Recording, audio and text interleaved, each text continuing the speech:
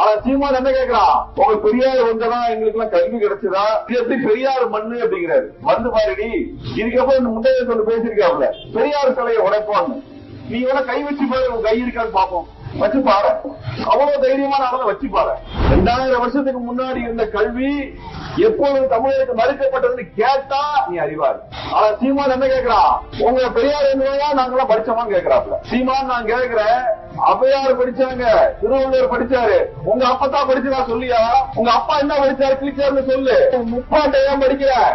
அவங்களுக்கு படிக்க கூடாதுன்னு சொன்னவன் யாரு? காலங்காலமாக கல்வி கற்றுக்கொண்டிருந்த தமிழனை கல்வி கற்க விடாமல் செய்தது யாருன்னா இந்த பார்ப்பனியம் என்று சொல்லக்கூடிய ஐயர் பசங்க. அவங்களை ஏற்றுதாயா தந்தை பெரியார் சண்டை போட்டாரு.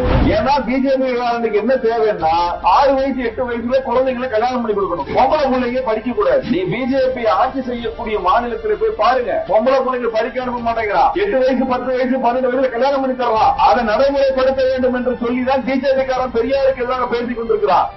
யார் வந்த பெரியார்? இந்த மண்ணின் மைந்தர்.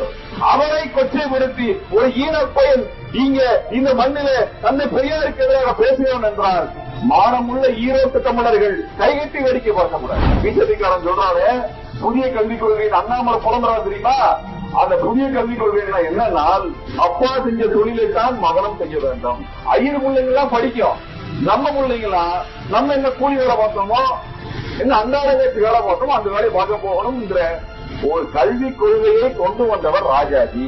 இப்படி குலக்கல்வி திட்டத்தை ராஜாஜி கொண்டு வருகிறார். தந்தை பெரியார் சொல்றாரு, ஐரோட்டு பிள்ளைங்களும் படிக்க போயிருவீங்க, எங்க பிள்ளைங்களா மாடு மேய்க்க போகக்கூடிய நிலைமைக்கு தான் வரும். எப்படா அந்த புள்ள படிச்சு முன்னேறும், அதனால இந்த குலக்கல்வி திட்டத்தை ஒழிச்சு கேட்டு தந்தை பெரியார் சொல்றாரு. ராஜாஜி கேட்ட மாதிரி இல்ல. அப்புறம் பெரியார் அறிக்கை விடுறாரு, நீ கையில மண்ணெண்ணையும் நல்ல 4-5 அங்குலத்துக்கு கட்டியும் வச்சுக்கோ. எப்ப ஊன்னு சொல்றனோ அப்ப அக்ரகாரத்துல போய் பாப்பானோட வீட்டுக்கெல்லாம் நெருப்பு வச்சிரு, பாக்குற பாப்பான குத்திரு, என்ன ஆகுதுன்னு பாப்போம் அப்படின்னு. உடனே ராஜாஜி என்ன பண்ணாரு, பயந்து போய் நான் இனிமேல் முதலமைச்சராக இருக்க முடியாது, எனக்கு உடம்பு சரியில்லைன்னு சொல்லி லீவ் லெட்டர் போட்டு முதலமைச்சர் பதவியிலிருந்து ராஜினாமா பண்ணிட்டு அடுத்த நாள் வெளியே போயிடுறாரு. ராஜாஜி பதவியை விட்டு இறங்கின உடனே காமராஜரை முதலமைச்சர் ஆக்குகிறார் தந்தை பெரியார் அவர். காமராஜர் முதலமைச்சர் ஆன உடனே ராஜாஜி மூடின 6000 பள்ளிக்கூடத்தை திறக்கிறார். கல்வி தந்தை காமராஜர் சொல்றமே, அந்த காமராஜரை இந்த வேலையை செய்ய வைத்தவர் யார் என்றால் தந்தை பெரியார்.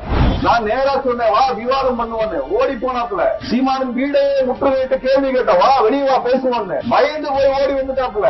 ஈரோட்டுக்கு உடனே ஈரோட்டுக்கு வேறதுக்கு வந்துட்டால, நான் ஈரோட்டுக்கு வந்து நிக்கிறேன், இங்க வா வெளியில் வா, இப்பவா மேடை பேசுவோம், நீ வேணா மேடை போடுற, நான் மேடை போடுறேன், நீ என்னென்ன ஆகணும்னு பேசணுங்கிறத நாங்கள் அம்பலப்படுத்துறோம்.